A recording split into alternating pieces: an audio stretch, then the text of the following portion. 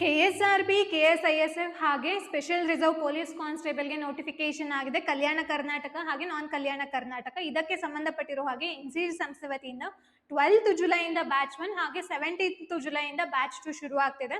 ಈ ಕ್ಲಾಸಸ್ಗಳು ನಿಮಗೆ offline, online ಹಾಗೆ ರೆಕಾರ್ಡೆಡ್ ಮೋಡ್ನಲ್ಲಿ ಶುರು ಆಗ್ತಾ ಹೋಗುತ್ತೆ. ಅಂಡ್ ಕಾಂಪ್ಲಿಮೆಂಟರಿಯಾಗಿ ಟೆಸರೀಸ್ ಹಾಗೆ ಮೆಂಟರ್ಶಿಪ್ ಕೂಡ ಸಿಗುತ್ತೆ.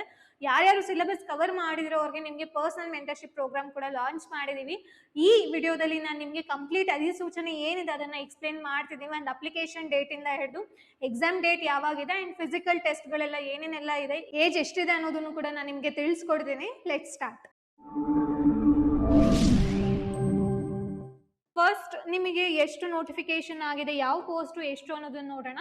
ಇದು ನಿಮಗೆ ನಾನ್ ಕಲ್ಯಾಣ ಕರ್ನಾಟಕ ಇರ್ತಾ ಹೋಗುತ್ತೆ ಅಂಡ್ ಇದು KSRP. ಓಕೆನಾ?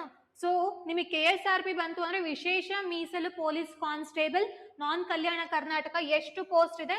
ಪುರುಷ ಅವ್ರದ್ದು 1382, ಮಹಿಳೆಯದು 73 ಪೋಸ್ಟ್ಗಳಿದೆ. ಒಟ್ಟಾರೆಯಾಗಿ ನಿಮಗೆ 1455 ಪೋಸ್ಟ್ಗಳು ಇರ್ತಾ ಹೋಗುತ್ತೆ. ಅಂಡ್ ನಾನ್ ಕಲ್ಯಾಣ ಕರ್ನಾಟಕ ಬಂತು ಅಂದ್ರೆ ನಿಮಗೆ, ಐ ಹೋಪ್ ಇದು ನಿಮ್ಗೆ ಕಾಣಿಸ್ತಿದೆ ಅಂತ ಅಂದ್ಕೊಳ್ತೀನಿ.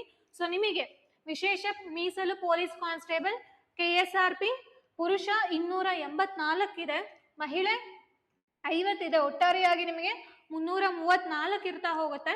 ಅಂಡ್ KSISF ಪೊಲೀಸ್ ಕಾನ್ಸ್ಟೇಬಲ್ಗೆ ನಿಮಗೆ ಪುರುಷ 274, ಮಹಿಳೆ 90, ಒಟ್ಟಾರೆಯಾಗಿ 364 ಹುದ್ದೆಗಳು.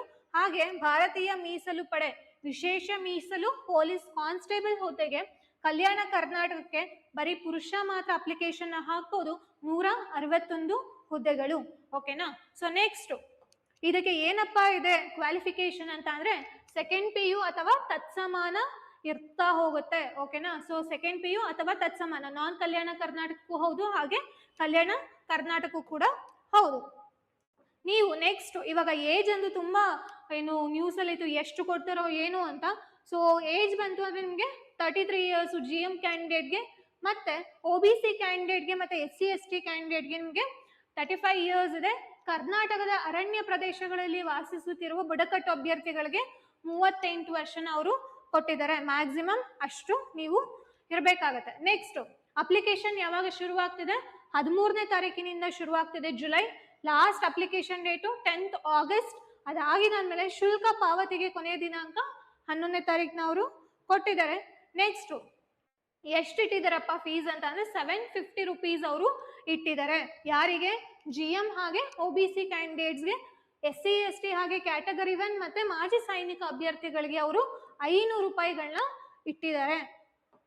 ಇನ್ನು ನಾವೇನ್ ನೋಡ್ಬೇಕಿಲ್ಲಿ, ಏನ್ ಇಟ್ಟಿದ್ದಾರೆ, ಸಿಲೆಬಸ್ ಏನಿದೆ ಅಂತ. ಸಾಮಾನ್ಯ ಅಧ್ಯಯನ ಮತ್ತು ಮಾನಸಿಕ ಸಾಮರ್ಥ್ಯ 100 ಕ್ವಶನ್ಸ್ ಇರುತ್ತೆ, 100 ಅಂಕಗಳಿರುತ್ತೆ. ಒಂದು ಕ್ವಶನ್ಗೆ 1 ಮಾರ್ಕ್ಸ್ ಇರ್ತಾ ಹೋಗುತ್ತೆ. ಸೊ ಎಷ್ಟು ಟೈಮ್ ಕೊಟ್ಟಿದ್ದಾರೆ? 1.5 ಗಂಟೆ ಕೊಟ್ಟಿದ್ದಾರೆ. ಸೊ ಇಲ್ಲಿ ನಾವು ಅಬ್ಸರ್ವ್ ಮಾಡ್ಬೇಕಾಗಿರೋದು ಏನಂದ್ರೆ, ಸಾಮಾನ್ಯ ಅಧ್ಯಯನ ಅಂದ್ರೆ ನಿಮಗೆ ಏನೇನು ಇರ್ತಾ ಹೋಗುತ್ತೆ, ಹಿಸ್ಟ್ರಿ, ಪಾಲಿಟಿ, ಜಿಯೋಗ್ರಫಿ ಹಾಗೆ ಎಕನಾಮಿ, ಸೈನ್ಸು ಇದೆಲ್ಲಾನು ಕೂಡ ಇರುತ್ತೆ, current affairs and at the same time ನಿಮಗೆ ಮೆಂಟಲ್ ಅಬಿಲಿಟಿದು ಕೂಡ ಇರ್ತಾ ಹೋಗುತ್ತೆ.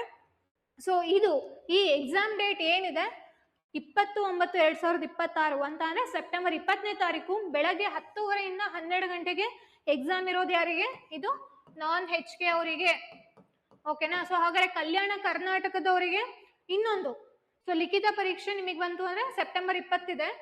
ಕಡ್ಡಾಯ ಕನ್ನಡನು ಕೂಡ ಬರೀಬೇಕಲ್ವಾ, ಕೆಲವೊಬ್ರು ಎಲಿಜಿಬಲ್ ಇರೋದಿಲ್ಲ. ಸೊ ಅವರು ಕಡ್ಡಾಯ ಕನ್ನಡ ಕೂಡ ಬರೀಬೇಕಾಗತ್ತೆ. ಅವರಿಗೆ ನೆಕ್ಸ್ಟ್ ಮುಂದಿನ ದಿನಗಳಲ್ಲಿ ಅವರು ದಿನಾಂಕನ ತಿಳಿಸ್ತಾರೆ. ಕಲ್ಯಾಣ ಕರ್ನಾಟಕಕ್ಕೆ ನೋಡಿ ಸೇಮ್ 20 ಸೆಪ್ಟೆಂಬರ್ ಇದೆ, ಆದ್ರೆ ಟೈಮಿಂಗ್ಸ್ ಮಾತ್ರ ಚೇಂಜ್ ಇದೆ, 2:30 4 ಗಂಟೆ. ಬಟ್ ನಾನ್ HK ಅವರಿಗೆ ಏನಿತ್ತು 10:30 12 ಗಂಟೆ ಅಂತಂದ್ರೆ ಬೆಳಗಿನ ಸೆಷನ್ ನಾನ್ ಕಲ್ಯಾಣ ಕರ್ನಾಟಕದವರಿಗೆ, ಸೊ ಮಧ್ಯಾಹ್ನ ಸೆಷನ್ ಕಲ್ಯಾಣ ಕರ್ನಾಟಕದವರಿಗೆ ಇರ್ತಾ ಹೋಗುತ್ತೆ. ಆದ್ಮೇಲೆ ನೆಗೆಟಿವ್ ವ್ಯಾಲ್ಯೂಯೇಷನ್ ಇದೆಯಾ? ಖಂಡಿತ ಇದೆ.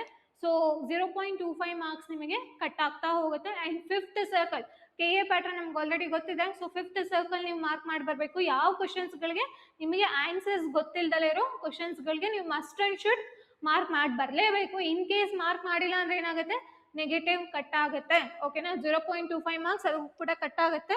ಅಂಡ್ ನಿಮ್ಗೆ ಅದನ್ನ ಮಾರ್ಕ್ ಮಾಡೋಕ್ಕೆ 5 minutes ಟೈಮ್ ಕೊಡ್ತಾರೆ. ಸೊ ಮೇಜರ್ ಏನು, ಫಿಸಿಕಲ್ ಸ್ಟ್ಯಾಂಡರ್ಡ್ ಟೆಸ್ಟ್ನ ನಾವು ನೋಡ್ಕೊಳ್ಬೇಕು, ನಾವು ಎಲಿಜಿಬಲ್ ಇದೀವ ಈ ಪೋಸ್ಟ್ಗಳಿಗೆ ಅಪ್ಲೈ ಮಾಡೋಕ್ಕೆ ಅಂತ. ಸೊ ಫಸ್ಟ್ ಪುರುಷ ಅವ್ರದ್ದು ನೋಡಿ 168 ಸೆಂಟಿಮೀಟರ್ ನೀವು ಹೊಂದಿರಲೇಬೇಕು. ಮಾಜಿ ಸೈನಿಕ ಅಭ್ಯರ್ಥಿಗಳು ಮತ್ತೆ ಪುರುಷ ಎರಡೂ ಸೇರಿ ಏನು 168 ಸೆಂಟಿಮೀಟರ್ ಎತ್ತರ ಅವ್ರು ಇರ್ಬೇಕಾಗತ್ತೆ. ಅದಾಗಿದಾದ್ಮೇಲೆ ಎದೆ ಸುತ್ತಳತೆ ಅಂತ ತಗೊಂಡಾಗ ನೋಡಿ 86 ಸೆಂಟಿಮೀಟರ್ ಪೂರ್ತಿ ವಿಸ್ತರಿಸಿದಾಗ ಕನಿಷ್ಠ ವಿಸ್ತರಣೆ ಅಟ್ಲೀಸ್ಟ್ 5 ಸೆಂಟಿಮೀಟರ್ ಇರ್ಬೇಕಾಗತ್ತೆ. ಮಹಿಳಾ ಅಭ್ಯರ್ಥಿಗಳಿಗೆ ನೋಡಿ ಎತ್ತರ ಎಷ್ಟಿರ್ಬೇಕು, ಅವರು 158 ಸೆಂಟಿಮೀಟರ್ ಇರಬೇಕು. ಕನಿಷ್ಠ ತೂಕ 45 kg ಅವ್ರು ಹೊಂದಿರ್ಬೇಕಾಗತ್ತೆ. ನೆಕ್ಸ್ಟ್ ಇವರಿಗೆ ಕರ್ನಾಟಕ ಅರಣ್ಯ ಪ್ರದೇಶಗಳಲ್ಲಿ ವಾಸಿಸುತ್ತಿರುವ ಬುಡಕಟ್ಟು ಪುರುಷ ಅಭ್ಯರ್ಥಿಗಳಿಗೆ ಎತ್ತರ ಎಷ್ಟಿರ್ಬೇಕು, 155 ಇರಬೇಕು. ಕನಿಷ್ಠ ಎದೆ ಸುತ್ತಳತೆ 5 ಸೆಂಟಿಮೀಟರ್ಗಳ ಕನಿಷ್ಠ ವಿಸ್ತರಣೆಯೊಂದಿಗೆ ಎಷ್ಟಿರ್ಬೇಕಪ್ಪ ಅಂದ್ರೆ 75 ಸೆಂಟಿಮೀಟರ್ ಇರ್ಬೇಕಾಗತ್ತೆ.